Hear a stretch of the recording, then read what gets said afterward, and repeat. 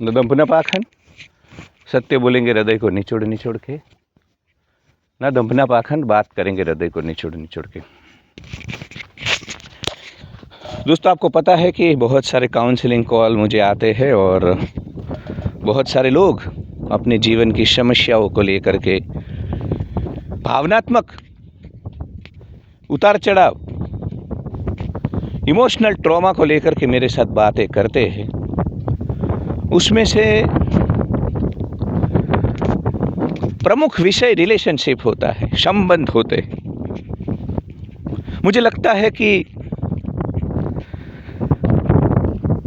मनुष्य की 80% ऊर्जा, 80% से भी ज़्यादा जीवन ऊर्जा ये जो रिलेशनशिप का इक्वेशन है उसमें ही चली जाती है। और ख़ास करके जब मनुष्य इमोशनल पैटर्न वाला है, हायर वैल्यू इंसान है, तो वो इस कली काल में, कलयुग जब चरम पे है, तब लोअर ट्रस्ट लोअर वैल्यू लोगों के बीच, लोअर ट्रस्ट लोअर वैल्यू लोगों के बीच फंसा हुआ महसूस करता है, दुखी होता है, दुखी होता रहता है, इमोशनली अप डाउन फील करता है। तो मैंने देखा 90% जो इमोशनल ट्रॉमा है मनुष्य के जीवन में, वो फाइनेंशियल चीज़ों से भी नहीं आता है, वो भी एक समय पे इंसान हैंडल कर लेता है। मैं गुजरात के एक ख्यातनाम साइकोलॉजिस्ट से मिला था, तो उनके साथ भी बातचीत में पता चला कि ज़्यादातर जो यूथ है, हमारे युवा, वो अपने आप को डिलीट करते हैं, not because of unemployment, not because of any other issue. Relationship में जब वो होते हैं और उसमें किसी टॉक्सिक नार्सिसिस्ट के हत्थे चढ़ जाते हैं और फिर जो इमोशनल ट्रॉमा उनको झेलना पड़ता है, उसके कारण उसको झेल नहीं पाते हैं, टूट जाते हैं। तो मुझे बड़ा महत्वपूर्ण विषय लगता है और मैं चाहता था कि इसको आज मैं एड्रेस करूं, इसके ऊपर बात करूं। श्री कृष्ण भगवान ने एक बार बोला था कि अगर पांडवों के लिए मुझे कभी भी राग रहा हो और कौरवों के लिए कभी भी द्वेष रहा हो, तो उत्तरा के गर्भ में जो बालक है वो जीवित ना हो। और अगर मुझे राग न रहा हो पांडवों के लिए और कौरवों के लिए द्वेष, तो जीवित हो। समझो, अब आपको तो लगेगा कि कृष्ण को कितना राग है। हाँ, कृष्ण जब अर्जुन के साथ आप उनका जो वनवास था, वो परिभ्रमण करते थे, उस काल को आप देखो तो आपको पता चलेगा कि कितना प्रेम, कितना राग, आसक्ति, मोह सब दिखता है।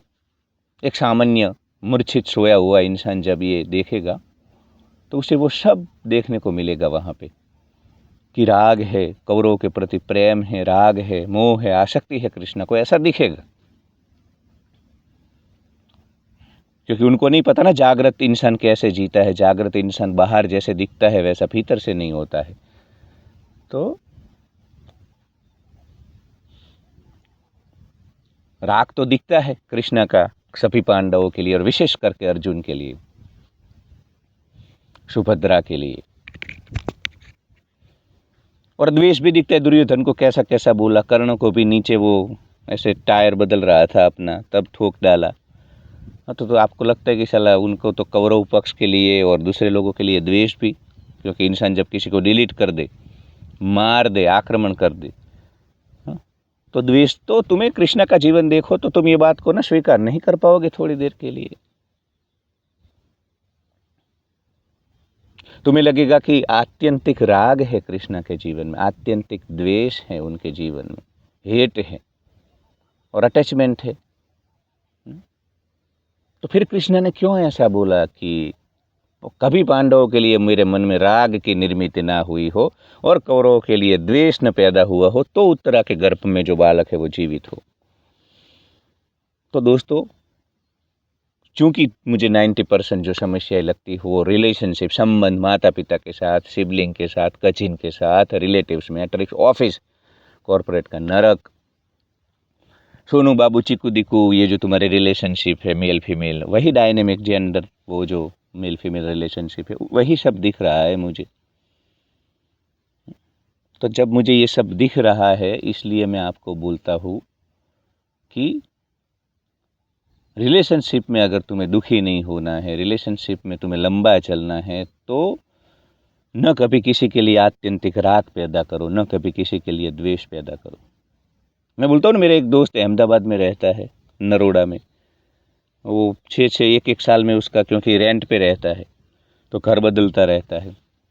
हर साल हर बार नए नए दोस्त होते हैं इसके, और फिर वो दोस्त बदल जाते हैं। तो मैं बोलता हूँ कि वो दोस्त कहाँ गए पुराने? तो बोले अब उनसे तो झगड़ा, क्योंकि वो जाते ही अटैच हो जाते हैं, इतने अटैच हो जाते हैं पूरी सोसाइटी के साथ, आसपास के लोगों के साथ, फिर दुख आता है और फिर द्वेष आता है। देखो, राग जितना होगा ना आपको, ना जिस व्यक्ति के प्रति राग नहीं है ना, उससे आपको द्वेष भी नहीं होता, उससे दुख नहीं आता है। राग जितना, जिससे तुम आप जितने अटैच हो, जितना राग है आपका गहरा, उतना ही दुख भी उसी अनुपात में आता है। जितना बड़ा राग उतना बड़ा द्वेष। थोड़ा गहन है आज का, थोड़ा डीप है वीडियो। मुझे पहले तो लगा कि नहीं, इस विषय के ऊपर बात नहीं करनी है, पर फिर मुझे लगा नहीं, भले डीप है पर मैं थोड़ा बहुत, आप समझ जाते हो, और जेएन अल्फा भी समझ पाएगी कि आप जितना अटैचमेंट पैदा करोगे, ये राग बाग शब्द आपको नए लगेंगे, आपके दुनिया में इसका अस्तित्व नहीं है ज़्यादा, तो जितना अटैचमेंट, जितना घुस जाओगे किसी में, उतना ही उसी अनुपात में फिर दुख आता है। तो जितना बड़ा राग उतना बड़ा द्वेष। तो इस संसार में एक जागृत पुरुष, एक सुलझा हुआ पुरुष, जागा हुआ इंसान अपने संबंधों में भीतर से, बाहर से दिखेगा, बाहर से कृष्णा का जीवन दिखेगा आपको, बाहर से जागे हुए पुरुषों का भी जीवन आपको दिखेगा, ऐसा कि वो एकदम अटैच है, एकदम है, पर वो भीतर से जागरूक, उसको पता है ना कि मनुष्य के भीतर जंगल है। कृष्ण जैसे, राम जैसे लोगों को पता है, जागृत पुरुषों को, कि मनुष्य के भीतर जंगल ही है। उसके भीतर काम है, क्रोध है, लोभ है, मद है, मत्सर है, ईर्ष्या है, द्वेष है, प्रतिस्पर्धा है, स्वार्थ है, आत्यंतिक स्वार्थ है। और ये तो 2026 है, कलयुग चरम पे है। तो ऐसे माहौल में आप कैसे अपेक्षा कर सकते हो कि यहाँ पे कोई नामदेव, तुकाराम, कबीरदास की तरह जीवन जी, और आपके आसपास थोड़ी ना वो लोग हैं। तो इस संसार से न ज़्यादा जुड़े, न राग और न द्वेष पैदा करे, एक स्थिति है। देखो, राग में भी तुम्हारी भीतर की स्थिति हिलती डुलती है, तुम डिप्रेशन में जाते हो, एंजाइटी में जाते हो, बाइपोलर में जाते हो, स्किज़ोफ्रेनिया तक चले जाते हो। और देश देश जब हेट करते हो किसी को, दोनों ही सूरत में कोई इंसान तुम्हारे सिस्टम का हिस्सा बना रहता है। दोनों ही सिस्टम, दोनों ही परिस्थिति में कोई ना कोई इंसान तुम्हारे सिस्टम का हिस्सा बना रहता है। तो दोनों ही सूरत में तुम्हें इससे बचना है, न राग न द्वेष। कोई ऐसा नहीं होना चाहिए कि तुम बोलो कि ये मेरे एकदम वो, न खास, न फलाना, न ढिंकान। वो कुछ छोटा लिस्ट हो सकता है, मैं समझता हूँ, आधे रात के काम, वो मेरा भी है, पर वो प्रेम करो, उनको भी निस्वार्थ प्रेम करो, अपेक्षा रहित प्रेम करो। वहाँ पे भी अपेक्षा नहीं रखनी है। वो 7-8 लोग जो है आधी रात के कर्ण जैसे मेरे जीवन में, उनको भी निस्वार्थ प्रेम करो, कोई अपेक्षा न करो, अपेक्षा रहित प्रेम करो, निरपेक्ष प्रेम करो, वरना वहाँ पे भी दुख आ सकता है। तो भीतर से तो ये स्थिति तुम्हारी हमेशा कि कोई एकदम तुम्हारा खास ऐसा नहीं होना चाहिए, और कोई एकदम तुम्हारा दुश्मन। हम दो बाइनरी में रहते हैं, हम बाइनरी में, हम, हमारे लिए जीवन ना या तो वाइट है लाइन या ब्लैक लाइन है, एक ग्रे लाइन होती है दोस्तों, बीच में ग्रे लाइन होती है। अब ग्रे लाइन ये है, न राग न द्वेष। किसी के भी लिए तुम्हारे भीतर ज़्यादा अटैचमेंट नहीं होना चाहिए, और ज़्यादा द्वेष, हेट, ये सब नहीं होना चाहिए किसी भी। देखो, मनुष्य, मैं तुम्हें बोलता हूँ, ये थोड़ी गहरी बात है यार, स्पिरिचुअल बात है, मैं इसको फ्रेंड्स लेवल में ही करना चाहूँगा, मेंबरशिप में, पर चूंकि बार बार कॉल आते थे और मुझे आज पब्लिक विषय में, हाँ, तुम इस, देखो, सबके भीतर, मैं बार बार बोलता हूँ, माता पिता हो, तुम्हारे सिबलिंग, जो कोई भी मनुष्य है तुम्हारे शरीर के बाहर, पत्नी पति, जो भी तुम्हारा बेटा बेटी, सबके भीतर जंगल है।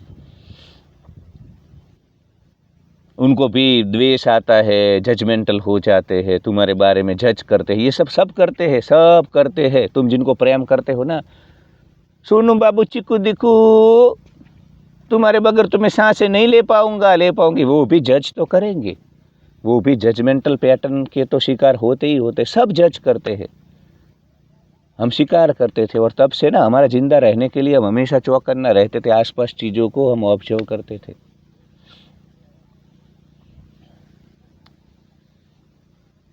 तो मनुष्य के जीवन में ये जजमेंटल पैटर्न है ना, वो तब से चल रही, वो रहेगी रहेगी। मनुष्य के भीतर आप कुछ भी कर लो, जब तक मनुष्य धरती पे है वो डायनासोर की तरह ख़त्म हो जाएगा, उसके बाद की बात अलग है। तब तक उसके भीतर काम, क्रोध, लोभ, मोह, मद मत्सर, ईर्ष्या, द्वेष, प्रतिशोधता रहेगा, रहेगा, शरीर के रूप में रहेगा। जागृत पुरुष ऊपर उठ जाते हैं, जागृत पुरुष ऊपर उठ जाते हैं, पर शरीर के तौर पे शरीर में तो ये गुण विद्यमान होते, आहार, निंद्रा, पाई, मैथुन के साथ साथ।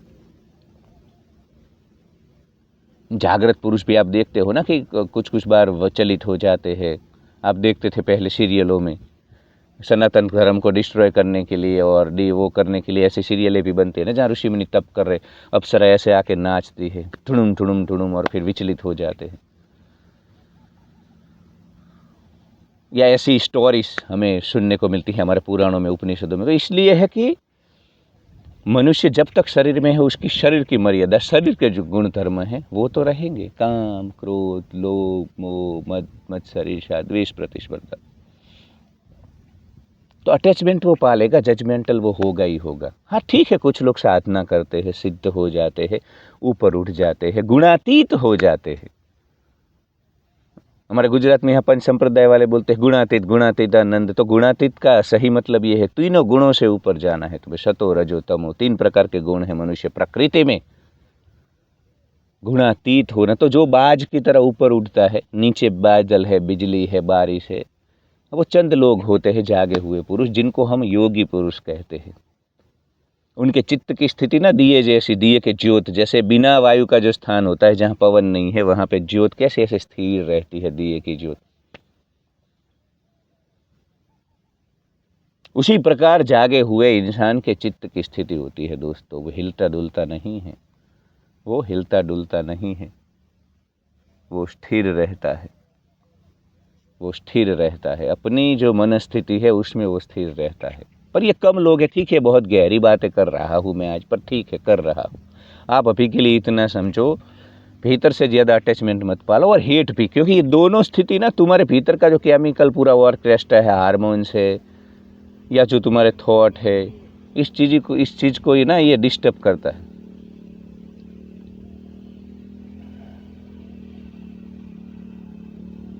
तो भीतर से तुम्हारी स्थिति वो दिए के ज्योत जैसी होनी चाहिए। मनुष्य है यार, जंगल है, यहाँ जंगल के नियम चलते हैं, यहाँ जंगल के नियम चलते हैं। सबके भीतर जंगल है, इस बात का पहले तो स्वीकार करो, किसी को भी क्लीन चिट मत दो। सबके भीतर जंगल है। ज़्यादा अटैचमेंट पालोगे दुख आएगा, और हेट करोगे किसी के लिए, ये दोनों ही छोड़ दो, छोड़ दो। सबके भीतर जंगल है, चाहे तुम्हारे माता पिता हो, भाई बहन, सबके भीतर।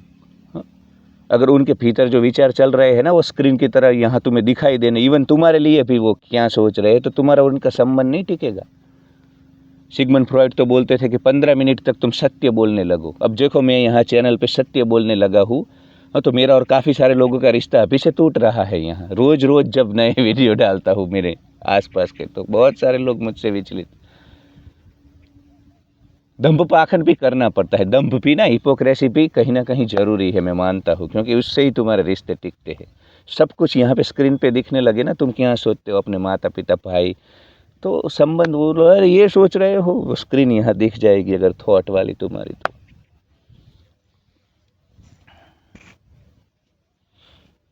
तो जितना बड़ा राग उतना ही बड़ा द्वेष होता है दोस्तों, जितना बड़ा अटैच। देखो, तुम जिन लोगों को दुनिया में तो 850 करोड़ लोग हैं, तुम्हारे पड़ोस में भी अगर तुम्हें अटैचमेंट नहीं है ना, जुड़ाव, तो तुम्हें दुख नहीं आएगा। कोई कनाडा बैठा है, वहाँ पे तुम्हें अटैचमेंट है तो दुख आएगा। अभी मेरे एक दोस्त चिंटू है इधर गांव का, वो कनाडा बैठा है, तो वहाँ अगर कॉल नहीं उठाएगा वो, तो मुझे दुख आएगा। खैर नहीं आता है, मैं एग्जाम्पल दे रहा हूँ। और पड़ोस में कोई है जिससे मेरा लेना देना नहीं है, तो वो चाहे कुछ भी करे। जहाँ हम अटैचमेंट पालते हैं, राग पैदा करते हैं, वहीं से दुख आता है, वहीं से द्वेष आता है।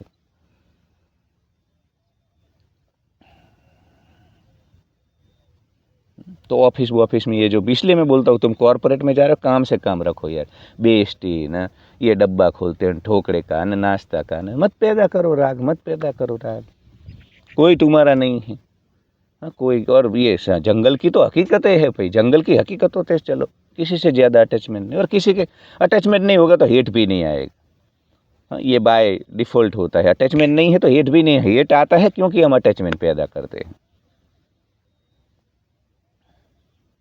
अटैचमेंट पैदा नहीं किया तो हेट भी नहीं आएगा।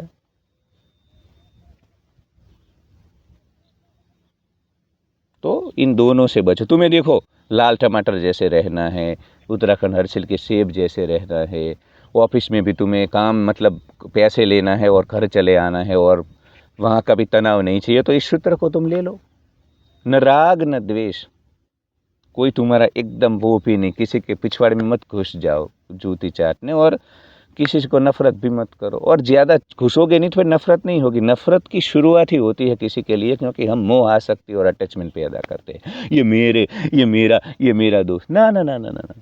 जो आधी रात वाले हैं कर्ण जैसे, उनको भी निस्वार्थ प्रेम करो। अपेक्षा तो वहाँ पे भी नहीं।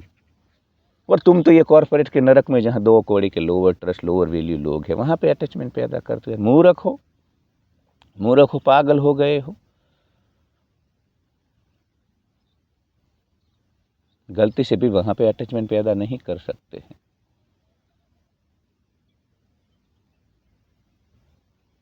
तो न मित्र न शत्रु, न मित्र न शत्रु, उसी भाव से संसार के साथ जुड़े रहो। न राग न द्वेष। ये स्थिति जब तुम्हारी सारे संसार के लिए होगी, फिर तुम अखंड अक्षय आनंद का अनुभव करोगे। ये अभी तुम ऐसे ऐसे हिल डुल जाते हो ना, अभी तुम्हारे मन की स्थिति जो बिगड़ जाती है ना, क्योंकि तुम कहीं घुसे हुए हैं पूरे पूरे पिछवाड़े में। मतलब मुझे ना तुम्हें बड़े बड़े वो बड़ी बड़ी रस्सी लेकर के निकालना पड़े किसी के पिछवाड़े में, इतने घुसे हुए हो। मेरी बेइज्जती, मेरा ये न वो न, मेरा भाई ना, मेरा बहन ना, मेरा कचीन ना, मेरे रिश्तेदार ना। और या तो फिर तुम विपरीत हो, या तो तुम मतलब लठ लेकर के दौड़ रहे हो किसी को मारने के लिए। तुम यही दोनों ऐसी एक्सट्रीम मोड में ही हो, दोनों बाइपोलर डिसऑर्डर की तरह। बाइपोलर डिसऑर्डर में व्यक्ति या तो खुश होता है बहुत राजा, या तो फिर रंक हो जाता है, डिप्रेशन में चला जाता है। तुम्हारा जीवन ऐसे ही सब, मैं तो बोलता हूँ पूरा भारत बाइपोलर डिसऑर्डर से ग्रसित है। या तो किसी के पिछवाड़े में घुसे हो पूरे के पूरे, या तो फिर लठ लेकर के दौड़ रहे हो। दोनों को छोड़ो। मनुष्य के भीतर जंगल होता है यार, काम क्रोध वाला, मोह मच्छर वाला। संसार समाज जीवन है, जीवन युद्ध रूपी खेल है। इस खेल के खिलाड़ी बड़ो, लाल टमाटर जैसे रहो, मौज करो यहाँ पे यार, मौज करो। दूसरा कोई रास्ता नहीं है हमारे पास, मौज करो।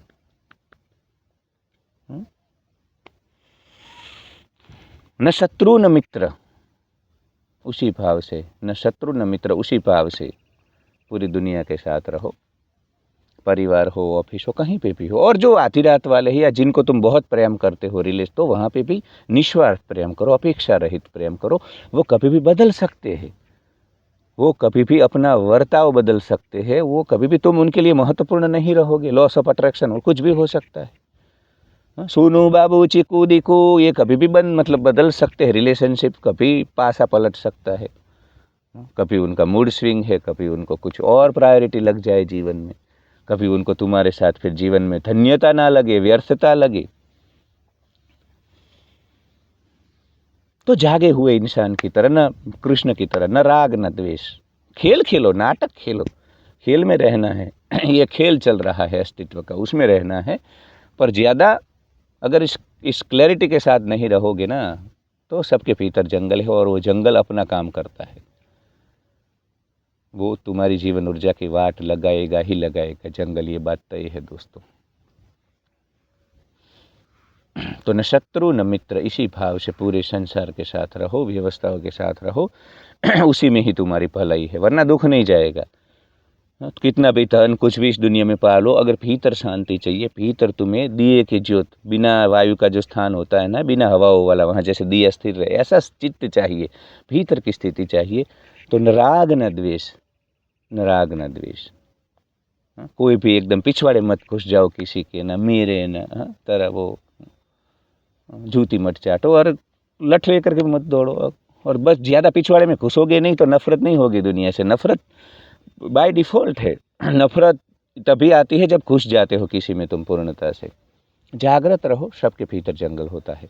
Love you, thank you so much for watching. Like share and subscribe, hype my video, comment और मेंबरशिप लो। मेंबरशिप वीडियो के लिए नहीं, मेरे इस कार्य को समर्थन देने के लिए, सहयोग करने के लिए मेंबरशिप ली जाए।